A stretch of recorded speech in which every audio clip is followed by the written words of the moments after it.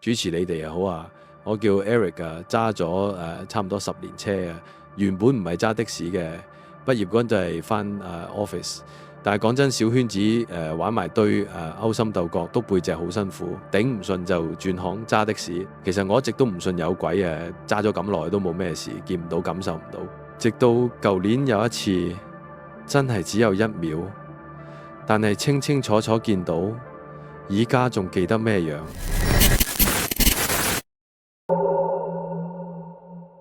嗰晚係葵芳接咗個客，佢話要上深井嗰邊龍魚路村屋，話自己養狗，住村屋方便。我都係有養狗嘅，咁啱有話題，都叫啱傾。一路傾到上到半山，放低客之後，我就 U-turn 落返路口。好啦，再多個客出市區就收工。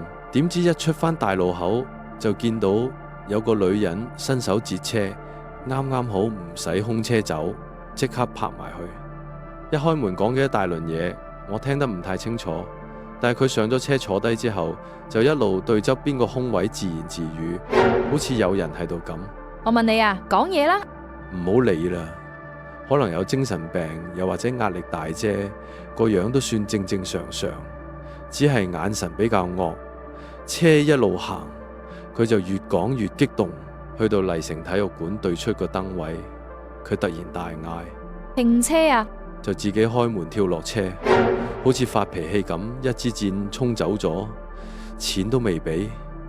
不過我都冇追，當做善事，幫下有需要嘅人啊。我唯有開返出市區，心情仲未平復。點知去到有線大樓對出，又有人截車。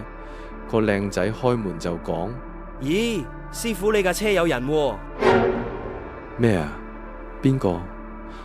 冇人啊！轉頭望一望，我轉身望去後座位，真係見到有個男人坐咗喺度，着住西裝、白恤衫、黑西褲，手交叉放咗心口，個樣好惡咁望住我。我停咗1秒，眨一眨眼，正想出聲就唔見咗。